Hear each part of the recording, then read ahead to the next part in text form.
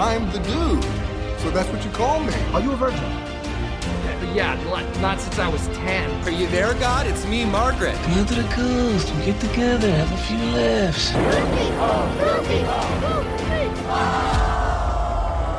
Gentlemen, you can't fight in here. This is the war room. Can I return it if it doesn't fit? It always fits. Eventually. Welcome back to Movie Mingle. I'm Caveman. And I'm Maggie. And we are doing our March bonus episode for St. Patrick's Day. Hey. And we have chosen the classic Irish film, Waking Ned Devine. Oh, just such a perfect little movie. One of my favorites. 1998, directed by Kirk Jones. Kirk Jones also worked on Everybody's Fine from 2009, which has Robert De Niro, Kate Beckinsale, Sam Rockwell, Drew Barrymore. Haven't seen it? That cast makes me want to watch it. What to Expect When You're Expecting from 2012. Yikes. Was another one he did with Cameron Diaz and Dennis Quaid, Jennifer Lopez, and Elizabeth Banks. You could not pay me to watch that movie. And Anna Kendrick as well. Yeah. And Nanny McPhee, which I have heard good things about. Nanny McPhee is so good. Emma Nanny Thompson, McPhee Colin Firth, Kelly is MacDonald, so good. Angela Lansbury. Yeah, that movie is a perfect children's movie. But before we get any further, as excited as I am to talk about Waking Ned Devine. And me too. I love this film. To anybody out there who celebrates St. Patrick's Day or just likes to have a shot of whiskey. Or, just likes the Irish. We say, Aaron go bro. Sláinte. And that whiskey today was brought to you by Tullamore. Oh, just the best. God, do I love a good, smooth, rich Irish whiskey. This is not an ad that's been paid for. But if Tullamore wants to give us some money, or we're not send going us to some say free no merchandise. to that. Yeah. Liquid. I'd be happy. Yeah. Kirk Jones also wrote Waking Ned Devine. I don't know why it was changed, but the original British title was just Waking Ned. Mm-hmm. And North America changed it to Waking Ned Devine. Oh. Why the last name had to be put in? Because I bet you they ran test audiences with the original name and people didn't like it. Waking Ned? I don't know. Or a executive was like, it's too unclear. Put the guy's last name in it. Then it sounds better. Or sounds charming or something. Because Waking Ned doesn't sound as good as Waking Ned Devine.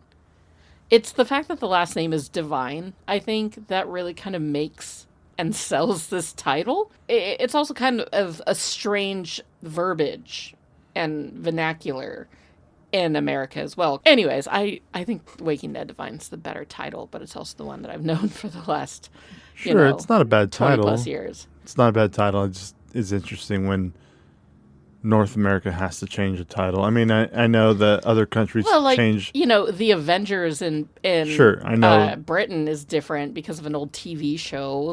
It's interesting, things change. Sorcerer's Stone was Philosopher's Stone. Because nobody in America knows what a philosopher is. Kids are too dumb to know what a philosopher is. But we know what a sorcerer is. Yeah. Thanks, Disney. Eddie Izzard says that England and America are, the same language. No, the same place separated by two common languages or something to that effect. British English and Irish English are not the same as American English. Sure. And things get lost in translation sometimes, which is why, if you read The Philosopher's Stone, it is so fucking British. It's so British in all the references. Then when you read the American version, it's drastically different. It's even if it just comes down to what we call a train or, a certain type of candy or something. Like there are, it's the same language separated by two continents. Chose the wrong day to stop drinking milk.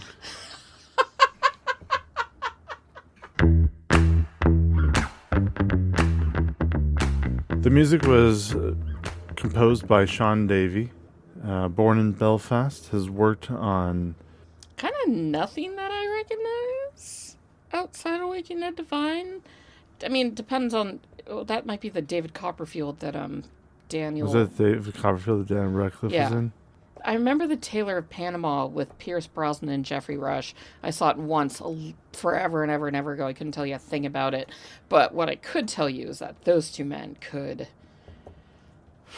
take me to Panama. So, I might, oh my God, and Jamie Lee Curtis? And Brandon Gleeson. I might have to watch this movie. Daniel Radcliffe is in this? Next, cinematography done by Henry Bram.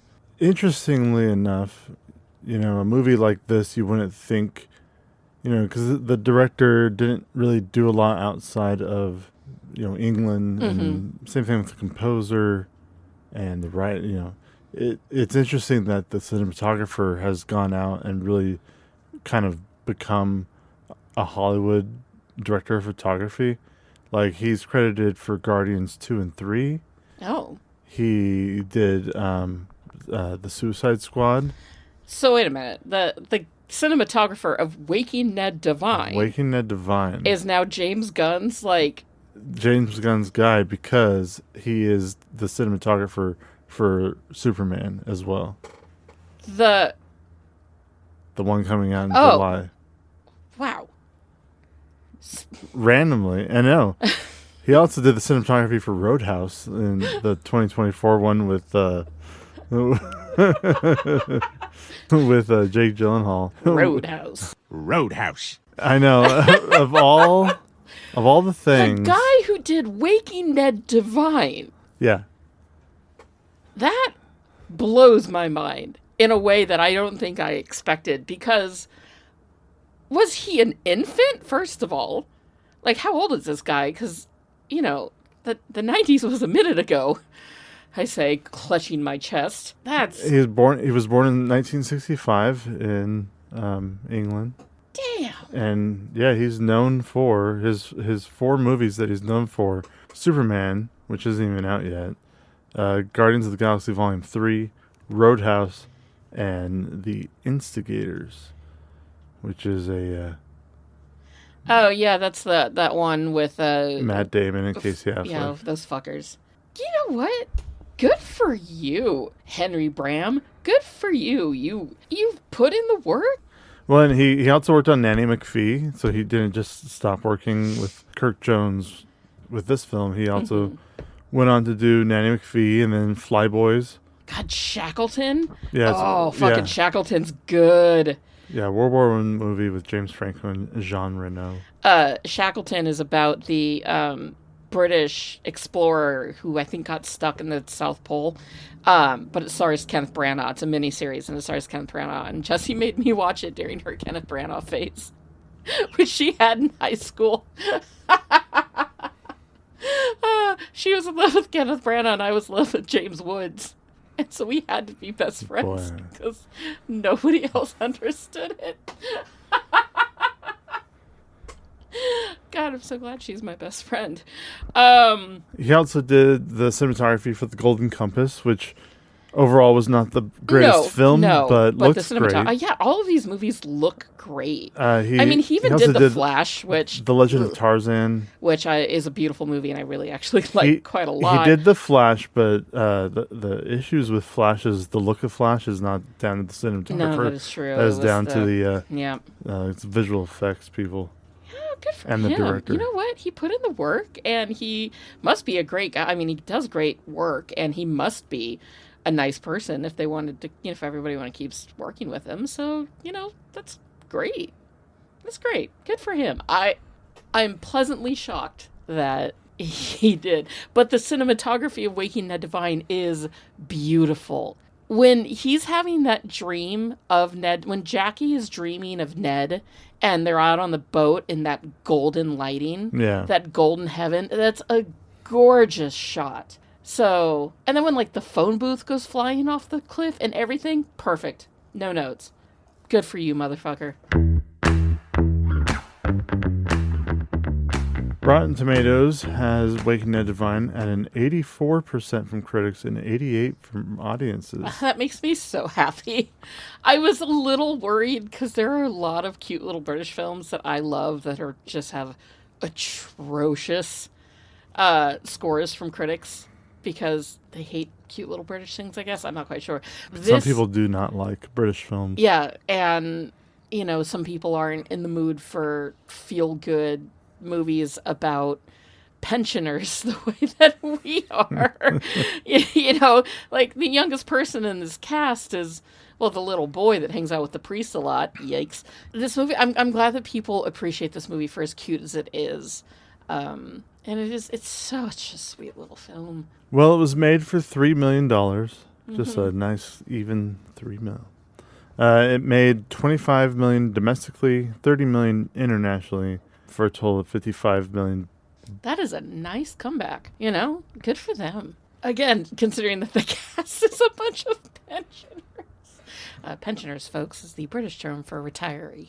Waking Ned Devine won 9 awards, nominated for another 8. Good. One of the winners was David Kelly, who plays Michael, and he won a Golden Satellite Award for Best Actor in a Motion Picture. And then people might recognize David Kelly because he did play Grandpa Joe in Tim Burton's Charlie and the Chocolate Factory. Yes, he did, unfortunately. He was also in Stardust as the Watcher of the Wall. The Wall. Yeah, that's right. And he's just kind of a prolific British character actor. He's been in just a ton of shit, but it's all very British and, you know, occasionally rom-com-y, like The Matchmaker and Laws of Attraction. But he was also apparently in the original Italian Job, so, you know, good for him. The man's been around had been around for ages. He is gone now. As is most of the cast. Yeah. I mean, this is an older film. Yeah. With a much older cast. You got Ian Bannon, who I absolutely love in this movie. Oh, Jackie is such a scoundrel, but you can't help but love him because he's such a nice guy. He's credited as being in Braveheart as the leper, but I don't boy. remember exactly who that was or what point he's on the screen, but an actor who's been around. Oh boy. Another man who did a lot of British stuff and Of also course. Ghost Dad. Ugh. I mean, he's been in over 100 projects since the 1950s, so he's definitely an established British actor. Oh, I have to watch that. The deep dives that I have gone down because of this movie, like not only thinking about like my favorite small, adorably sweet British films, but also learning about new ones. There's a romantic adventure TV film from the UK called The Lady and the Highwayman that stars Hugh Grant. And I've never seen Hugh Grant trying to be not Hugh Grant more than he is posing in that picture right there. He looks all stern and like, I'm a highwayman, I'm bad, I am dangerous, when he's Hugh fucking Grant, like Flopsy Bopsy. I have to watch this now. This is amazing.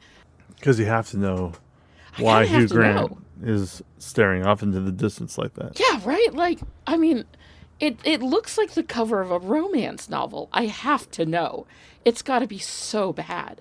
I hope I say her name right. Fionnuala Flanagan plays Annie, Ian's wife, or Jackie's wife, Annie. She has been, you know her mainly from Lost. I would say a lot of. Well, I'd say a lot of people would know her from Lost. She was also in The Others with. Oh, was she the creepy old woman? She's the creepy old woman who's the help. Yes. She's there. Her and her people. Mm-hmm. I guess or her family are there to help Nicole Kidman and her children pass over. Right? And and she is super creepy. Obviously, again, this October, you're going to make me watch a good handful of scary movies, right? It's very possible. Can we watch that one again? Because I haven't seen The Others in years. It's one of the few horror films that I like. It's true. I haven't watched The Others also in... You know, it would be very interesting to watch it with this new sort of eye that we both have for films. Oh, it's so far away. Tune in to... our Halloween bonus episode in 7 months. Ish. Yeah, the character of Annie in this movie is sort of the logic or the level-headedness. You know, she's such a loving wife, and she puts up with Jackie's bullshit, because Jackie is very much this, you know, funny, big-hearted, but verbose and goofy guy. He likes to pull pranks on people that he loves, and they're gentle pranks too, like making his wife think that they won the lottery. But he's also very sweet and generous, and, you know, you could tell that everybody in town really likes him, but he's also kind of the class clown. And Annie is the level-headed, like, no-nonsense sort of person who goes along with her husband's, you know, goofiness, for sure, but also knows when to be adult. And it's sort of like Caveman is a bit more the Annie role in this relationship, and I'm definitely the Jackie. You know. That sounds accurate. Yeah. You know, you're level-headed, I'm loud and verbose, and somehow we even each other out nicely. We also got James Nesbitt in this movie. James Nesbitt. Playing Pig Finn. Pig Finn.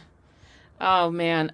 James Nesbitt, everybody knows from The Hobbit. He was one of the... Boffer. Yes. He's one of those British actors that's been around since the 80s. He's just been around in everything. Yeah, he's... Like, and again, because I've watched a lot of the BBC throughout my life, or the BBCA, I should say, I've seen a lot of his stuff. And I'm always just sort of happy to see him. I know he's a comedian, too. So I've seen him do some of his stand-up stuff. Like, he's just a very funny guy. And he was one of the better parts of, all the dwarves, actually, in The Hobbit were really the only reason that I cared about that film. Because I actually genuinely cared about most of those characters. But even they couldn't save that movie in the end. But yeah, James Nesbitt in this film is a very sweet, sort of lovelorn local pig farmer. You know, he could find the love of his life if it just weren't for the pigs. If it just weren't for the pigs. The pigs, Finn, it's the pigs. Which I guess brings us to Susan Lynch, who played Maggie. Oh, Maggie O'Toole. But I would just like to point out that I tend to find that most Maggies with an E in their name are bitches. Whereas us, just I and no E's, we're the Maggies that are at it. I don't know any other Maggies without E's, so I can't really compare. Just Maggie in this movie, she's kind of a cow. I'm not going to say she's an outright bitch, but she's a bit of a cow. And I just sort of like, all she does is get after Finn for smelling like pigs. She could love him if it weren't for the pigs. But like, first of all, the man is trying. He's showering. He's using the fancy soaps that Jackie gives him. Soap, all the different fruit flavors. I've even got a raspberry one. Yeah, that'll do. Try the raspberry. Yeah. And she just, like, she kind of leads him on about who's the father of her son, who is the only child on this island of 42 people. Ugh, those aren't good prospects there. The boy's gonna have to leave town eventually. He is way too close with the priest, but only because we view that now these days because of everything. She leads on Finn about being the father of her child. Yes. You know, it turns out that, spoilers, by the way, folks, we are going to be spoiling the hell out of Waking Ned Devine here. It turns out that Ned Devine himself is the father of the little boy, which, you know, get a girl if you like that old man face. I mean, they said he was 66. He looked 94. Yeah, he did not look 66. They're like, oh, he's 66 years old, and then it shows this corpse that's been in the ground for 4 years already. Like, the guy had lived a rough life. But she just, I don't know. I didn't like Maggie watching this movie this time because all she really does is mope around and lead on poor Finn. And just brag on his cute pigs. Like, and there's nothing wrong with him or his pigs. No, and he's desperate for her. Yeah. And she's just like, I don't know, maybe. Should the rich guy do it? I don't know, maybe. And it's just sort of like, damn, bitch. Maggie. Yes, Caveman. Why do we love Waking Ned Devine so much? Well, the movie is about a very small town off of an island, you know, on a small island off of Ireland. It's about the town residents who play the lottery, as a lot of people do, in hopes of more money and more riches. The two main characters, Jackie and Michael, who are longtime best friends, discover that somebody in their town has the winning lottery ticket, and then they go set about in a madcap adventure to find who that person is. And then everybody else is suspicious that it's them, and there's all a bunch of back and forth about it, and chicken dinner, and it's all quite funny and quite charming. But then they discover that their longtime friend, Ned Devine, is the winner of said lottery ticket.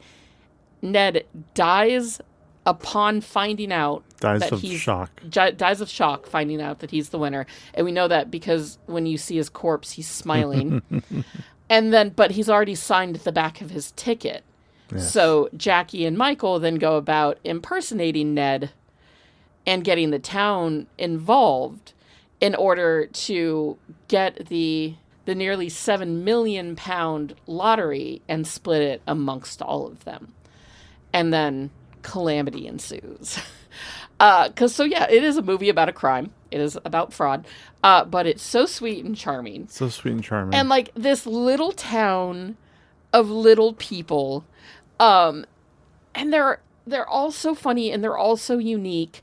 You get instantly that Jackie and Michael are old friends. Like the chemistry between those two is deep and profound. You can see the love and the goofy joy that Jackie has with Annie. You know, you get to see the landlord of the local pub. You get to find out about Maggie and her son and Finn and the pigs. You know, there's the rich guy, the rich womanizer in town. Although I don't know who he's womanizing or like they call him a bit of a ladies' man. But like you see everybody in this town. It's all a bunch of retirees and like 4 young people. So I guess he had to go off island or something. I don't know. Maybe his reputation from Dublin followed him or something. I don't know. But like, you know, the rich man is in love with Maggie and wants to give her and her son a good life. But she's in love with Finn, but she doesn't love Finn's pigs. And Finn's in love with her, but he doesn't want to get rid of the pigs. And that's a whole thing. And we love this movie because it's sweet. And it's funny and it's charming. And it gives you hope. And, you know, there's the villain of the story is this crotchety old cheap-ass bitch, Lizzie Quinn, who rides around in her little, you know, motorized wheelchair, even though she can walk. Like, that is how lazy she is. Although, I would argue to say I don't think she would spend the money on a sort of scooter like that, but she uses it instead of walking, and she is the local bitch. You know, she's too cheap to pay for her repairs. She's always trying to scam groceries for cheaper. Like, you know, she's a shrew. She doesn't want to go along with the thing because she wants more money. They've got to fight her, and ultimately her end is just so satisfying and justifying. And like perfect. I love the way that Lizzie Quinn gets taken out. But like, you know, it's just pure. It's a cup of tea on a fall afternoon. It's a hug from a good friend. It's one of those movies you put on. It's a feel-good movie. It's a feel-good movie. And I love feel-good movies that involve like little towns. Mm-hmm. Little like 100 people. Oh, it's so quaint. It's so fucking quaint. And like another movie that I was thinking of that's very similar to the idea of just small town English countryside kind of movie takes place in Wales is the movie The Englishman Who Went Up a Hill But Came Down a Mountain from 1995, starring Hugh Grant. I know that's probably a really random film for a lot of people. I doubt a lot of people have even heard of it, let alone watched it, but it is such a... I haven't seen it in years and years, but I would watch it tonight. I remember it was just so sweet. Hugh Grant is charming. You know, it's during the best of Hugh Grant, you know, mid-90s. Yeah. And, you know, it's got that small town feel where these small group of people get together for essentially the greater good. Mm-hmm. The greater good. Yeah, it's those kind of small town movies just pull Yeah, at they make everything better. pull at your heartstrings, and Yeah. you're like, oh, that's so sweet and quaint. And wouldn't I love to live in a little area like that where everybody just comes together, works together. It's like it's as close to Hobbit living as we can get as modern Maybe folk. that's why I like it so much, because I love Hobbit living in the Irish countryside, basically. Which, I mean, Tolkien based the Shire off of the British countryside. I really love smaller, cuter British films. There's Miss Pettigrew Lives for a Day. There's Little Voice, 4 Weddings and a Funeral, Green Fingers with a young Clive Owen, fucking Calendar Girls and Emma. And one of my favorites is called Blow Dry. And the cast is unbelievable for this small little British film. Alan Rickman, Natasha Richardson, may she rest in peace, Rachel Griffiths, Bill Nighy, Rosemary Harris, just Hugh Bonneville is in this film. Heidi Klum is in this film. And even David Bradley, who played, what's-his-face on Game of Thrones that eats his children. He also played the caretaker in Hogwarts. I know, but I know the character you're talking about. I just can't remember. I don't know the actor's name. Yeah, David Bradley. Nonetheless, this is an adorable little British film about haircutters, right? And it's great. The problem with it is that they tried to get Josh Hartnett to be British. Oh, boy. And then Rachel Lee Cook is like the American that shows up in town for some reason. Like she's the American niece or granddaughter of one of the town folks, so she's there. And the movie is kind of centered on them, and they have no chemistry whatsoever. And their acting is so bad. But the rest of the film, right? Fucking Alan Rickman and Natasha Richardson and Bill Nighy and haircutting. Like a fancy haircutting competition is what it's about. And I love this film. But nobody's ever seen it, and the critics don't like it, but it makes me happy. It's one of those gentle, silly little British films that are perfect. And they make me happy. It is sort of the perfect Saturday afternoon or Sunday morning lazy film when you need something that's hopeful and uplifting. And I think that's why you like this movie so much, Caveman, is because I go a lot more for those sort of sappy movies than you do. I'm 1,000 times more likely to sit down and watch Pride and Prejudice with a cup of tea and a blanket and just, cuddled up and just be like, oh, Britain. Your sort of like comfort films are your childhood animated classics, your 80s action adventure films, your, absolutely like The Winter Soldier and Civil War, because those are like our shared MCU comfort movies. But I'm glad that you liked this one so much. Did I show it to you for the first time? Yes, you introduced me to this movie. I think the reason why is I want to say it was my buddy Brian, who was my man of honor at our little wedding. He sat me down and was like, have you seen Waking Ned Devine? And I was like, no. And in high school, I was such a little Anglophile, and I was so obnoxious about it, guys. I'm like, I know who Kenneth Branagh is. I've already read the Harry Potter books. Like, ooh, look at me. I was such a little Anglophile. I've seen, this movie. Have you seen, it's British. Oh, I was an asshole because I was a fucking 15-year-old and in love with something. So, of course, I was an asshole about it. But so he had me watch Waking Ned Devine. And, ever since then, I've had to show it to everybody else. I probably got this DVD at, Sam Goody or fucking FYE. Or maybe Best Buy would have had it. But I don't think that, our local Walmart didn't carry this film. I had to go hunting for this one since it was an import. And it's just so cute and sweet. I don't know. Do you have other, beloved comfort movies or, beloved, British comfort things that you're into right now? Or have watched or love? Let's talk about comfort films, because that's what this film is, right? Ultimately, it's a comfort Right. film. Yeah, this film is a comfort film because it makes you feel good and happy, and Yeah.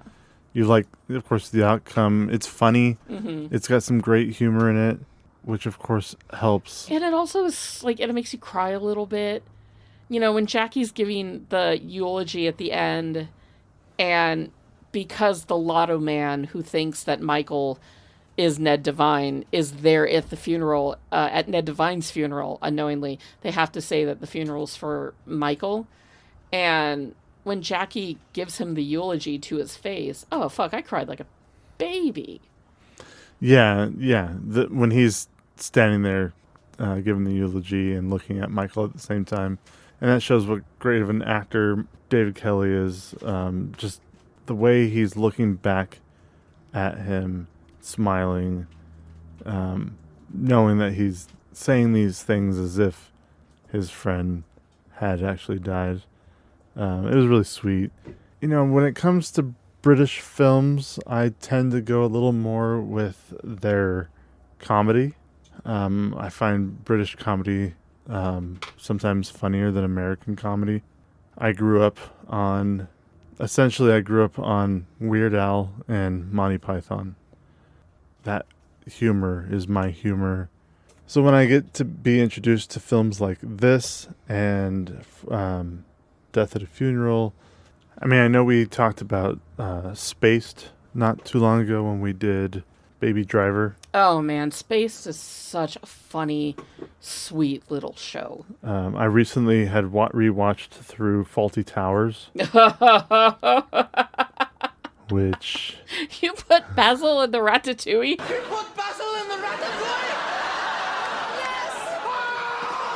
My dad says that probably, if not daily, then weekly. And because of him, I too, anytime I see Basil, if it's not out loud or then it's in my head, I say, you put Basil in the Ratatouille? Because fucking Basil Fawlty is one of the greatest characters ever written of all time. It's a great series. That's such a good series. I think it's streaming on something right now, but Keeping Up Appearances, of course, Oh my is... God. The McKay residence, the lady of the house speaking. See, I watch a lot of this British stuff because my dad watched a lot of it. My dad loved Monty Python. My dad loves Monty Python.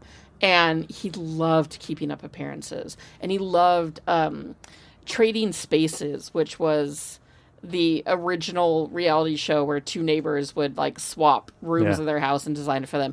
And like, I know the American one got squirrely. The British one was off the fucking chain absurd and ridiculous. There was a great show called Ground Force where... Yeah, I know Ground Force. Alan Titchmarsh? I don't remember his name. But Nope. him and a group of people would go in and like revamp people's gardens. And then there was Cash in the Attic. Did you ever watch Cash in the Attic?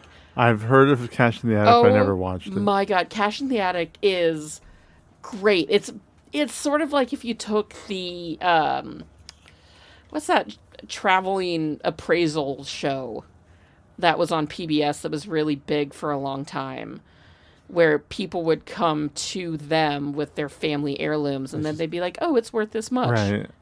at auction.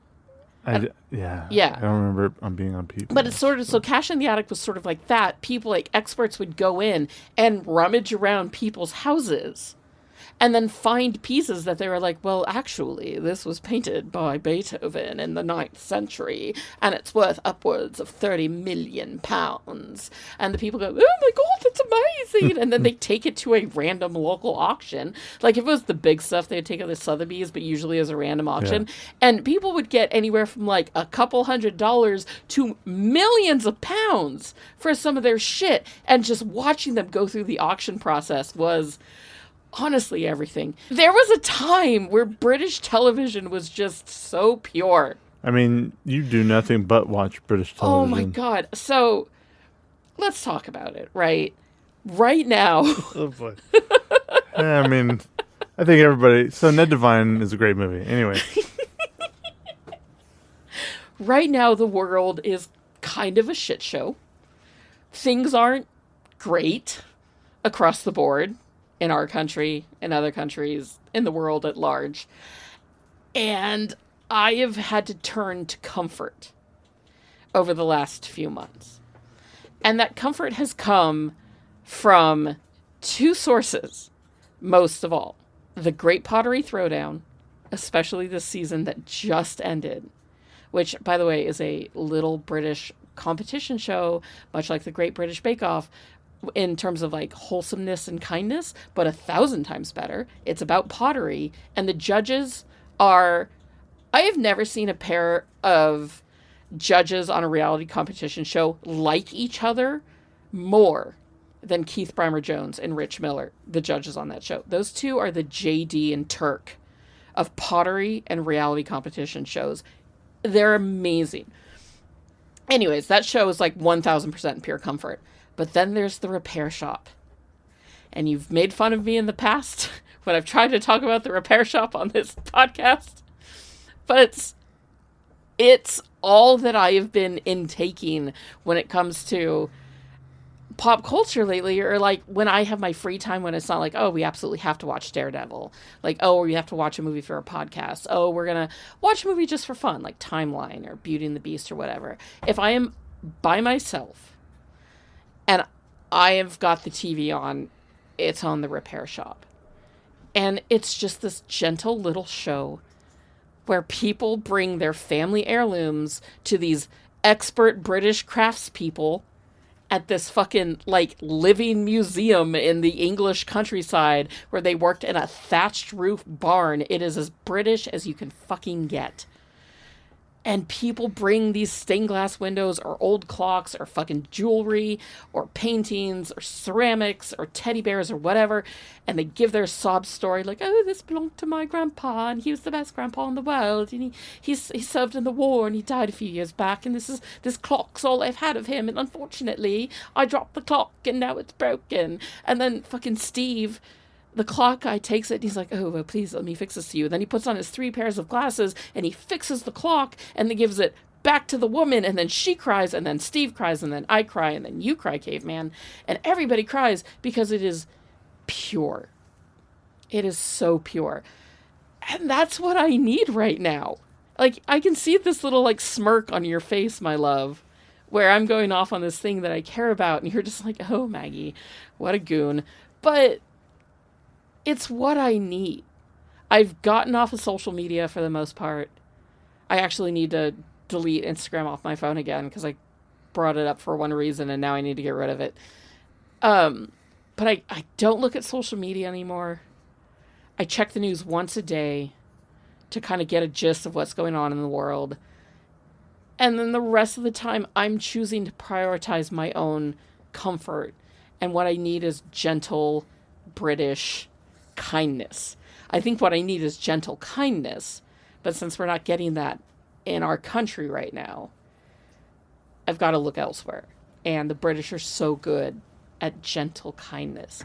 Waking Ned Devine is a gentle and kind film. You know, Jackie kind of originally wants to find out who the winner of the lotto is so that he'd literally be his friend in, you know, and get some money, right? Like, he wants a handout. That's what he's going for. He specifically says several times that whoever wins the lotto, he hopes gives some money to him. Yeah. But then he realizes that it's not just about him, and it is about the whole town. And he goes about trying to commit fraud. You know, he's lying to the lotto guy. They're lying to everyone. Like, they're full on committing fraud. But he's doing it so that everybody can win. That's beautiful, because he is a good and kind man who loves his little town of Tullymore. Like, I don't know if you clocked it, but when everybody thinks that he's the lotto winner because he's shelling out the chicken dinner and he's buying people pints, and, you know, he's spending money to make money, essentially. And people would are asking him, like, oh, are you thinking of moving, Michael? And he's like, why? I already live in the best place in the world, Tullymore. And then somebody else is like, oh, you know, Jackie, I heard you might be getting a pool. And he's like, why would I get a pool when I can go swim in the loch for free? Like, he loves his town so much. And that love is what literally causes him to commit crime. But so that everybody can win. And then the other winner of this movie is the bartender at the local pub, because there's kind of no other place to spend any of your money. It's a town where you're just buying food and Guinness, beer, and whiskey. Yeah. And that man is set to become the local millionaire. The only pastime, yeah, it seems, is going to your local pub, and there's only one. Yeah. And that guy is just like constantly handing out drinks. Just fucking rich beyond means. So, I'm doing the math right now of how much they win versus in inflation. Oh boy. So the lottery win. By the way, I mean, they're not just doing this for like 50,000. And at one point they are like, oh, it's $500,000. And I was like, oh God, remember that $500,000 was a lot of money. But it turns out that the lottery, the amount of that they're set to win is £6,894,620, which means that everybody in town gets a split take of $132,588. That's pre-tax. That equates today to the £6.8 million lottery win is would now be a $12,946,029 windfall, which gets everybody $24,962. If that movie were made today, that's how much their each share is worth in inflation today with inflation, and that's in pounds, by the way. It went from 130 to 24 to 248. $248,962. Gotcha, almost $250 million. Yeah. Wow. That's a lot of money. Oh, like, I would help my small town. Even 130,000. Oh yeah. The $6 million, the £6 million lotto win would have been $8 million in American dollars. So, pounds to dollars. One of my so what is, back to the film, since we've gone off on several tangents. What is your favorite scene in this film? I mean, I love when they're trying to the back and forth on the bike, riding naked or riding shirtless. It's hilarious. It's so funny. There are some very funny smash cuts in this film. Yes. Where they make a joke and then they smash cut to something. Yeah, and it's quite humorous. And then, yes, you do get to see a little old man riding naked on a motorcycle, which you've got to imagine hurts like hell. I couldn't imagine riding naked on a motorcycle, but especially a guy. It probably wouldn't be as bad as you think. That man's old ass balls just but if vibrating the entire time. Think about it, though. If I can ride a bicycle with just bike shorts, a motorcycle naked wouldn't be as bad because the seat is much bigger on a motorcycle than it is a bicycle. His poor balls, though. Anyhow. They'll understand later. They're about to make $130,000. That's right. Doesn't matter what happens to them. They'll take a little bashing. Plus, like, he's in his 60s. They've been bashed around a bit. Take a little bashing to get a little cash in.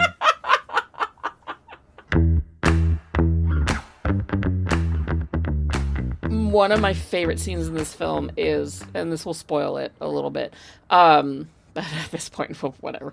If you've known us, you've probably seen this film because I've probably made you watch it. And if you haven't, go watch it. Go watch it. Go watch it. It's just a perfect little film for a couple of hours. It's literally just a Sunday afternoon hug. When Lizzie Quinn is on her way to the, all the phones there's a big storm and it knocks out all the phones on the island and they haven't been fixed yet. So Lizzie Quinn, the local bitch, is riding on her little scooter to the one payphone that works that's out for some reason on the side of a scenic coastal mountain road at a curve, no less. Perfect place for a phone booth, for a public phone booth. The only public phone booth on the island. Perfect location. Yeah, it's on Dead Man's Curve. Everybody knows about that location. They're like, oh yeah, that's the public phone. And so she's riding out to there on her scooter, and her scooter breaks down. So she stands up, kicks it, and starts walking along, which is proof that she never needed it in the first place. And then she's calling the, Irish lottery in Dublin at the same time as everybody's in town celebrating, and the two musicians in the corner, one on a fiddle, are playing a song, and the fiddle guy is just going at it. So Just entertaining. going at it. And it keeps cutting back to him playing that, the town watching him play this like epic solo, and then Lizzie Quinn typing in the numbers, right? And what ends up happening is she gets through to the lottery. She's like, hello, I'd like to report, and then the car that the lotto officiant, the guy who is there to make sure that Michael O'Sullivan is Ned Devine, he has really bad allergies the whole film because he's out in the Irish countryside, and he sneezes, almost crashes into the phone booth, but manages to swerve in time, but he accidentally swerves in front of the returning priest who's back on island after surgery or something. He's been off for a while. The priest ends up swerving, hitting the phone booth, not knowing that Lizzie is in there, and then the phone booth just rockets off the side of the fucking cliff. And as soon as it lands in a blistering crash on the ocean, or on the beach, the fiddler's string breaks, and he can't play anymore, and the whole town goes fucking nuts. I love that moment.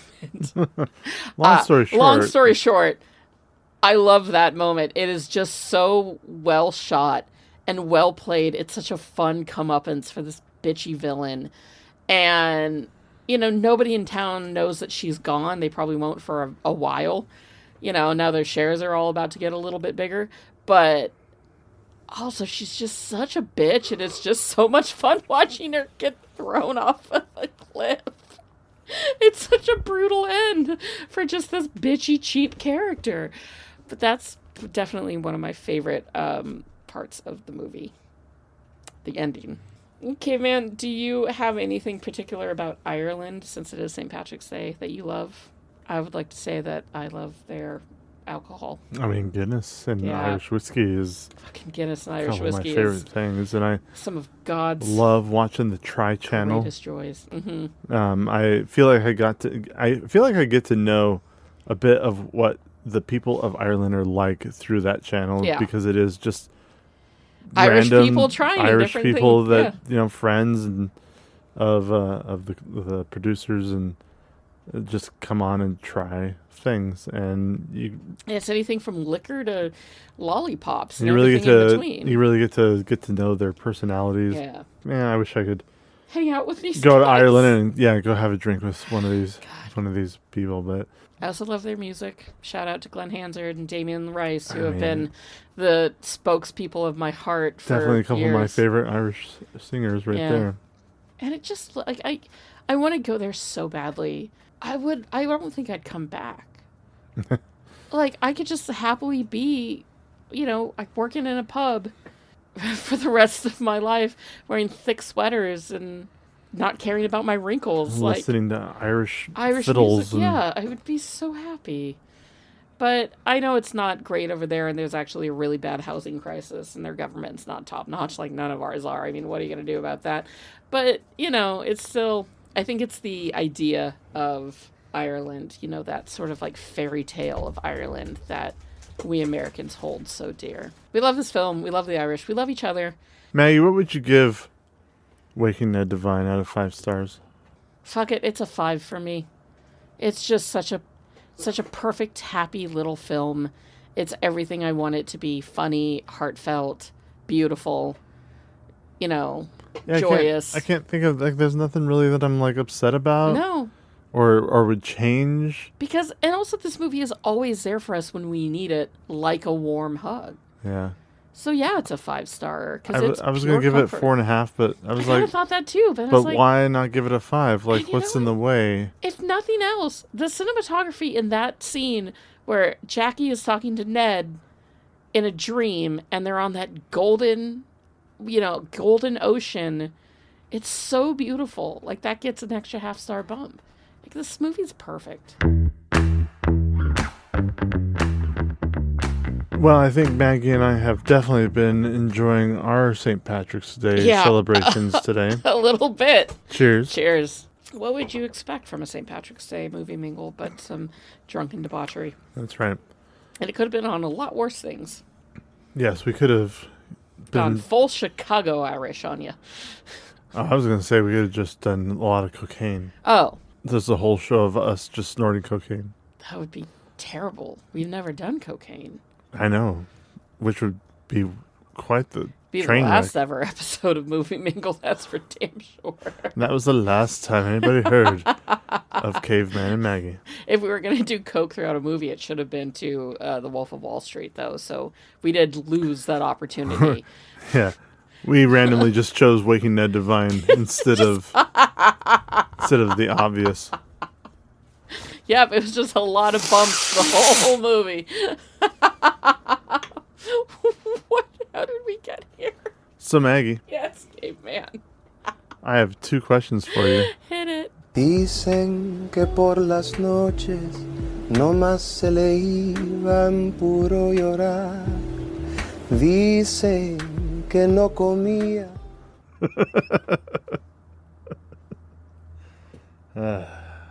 Yeah.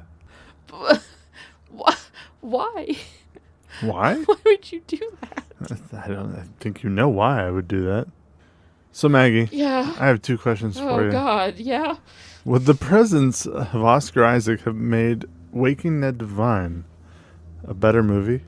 I mean, if he sang like that, maybe, but actually, no, I don't think that we needed him whatsoever in this film, because it is perfect already, and admittedly, his gorgeous face would stand out a bit. The lone Latin man in a small island off the coast of Ireland. Are you saying that would be a little bit of a bit shock. of a shock Yeah, to the locals? to put in this just gorgeous man from Latin America and shove him into Ireland?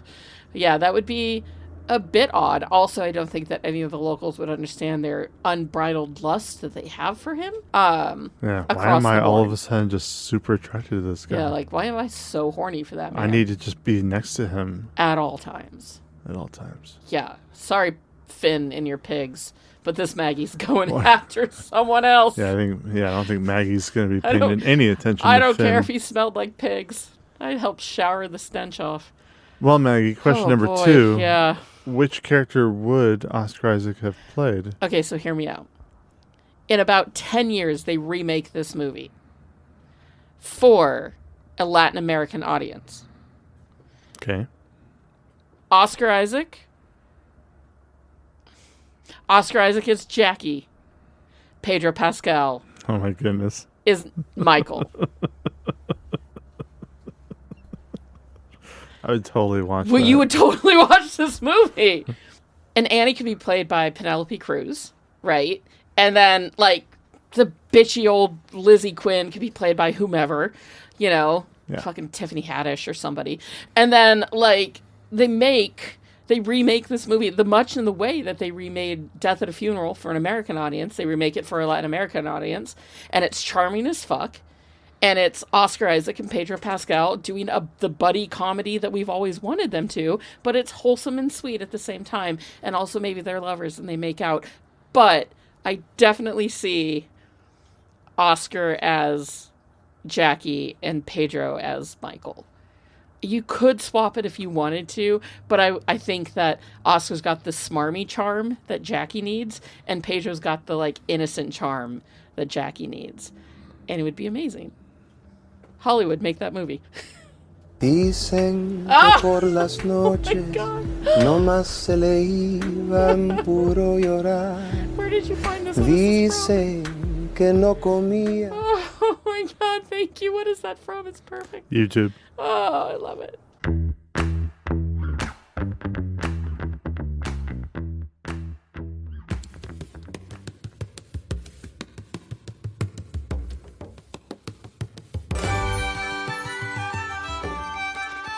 And that has been this month's bonus episode of Movie Mingle on Waking Ned Devine for St. Patrick's Day. We hope that you enjoyed it as much as we barely remembered putting it together for you.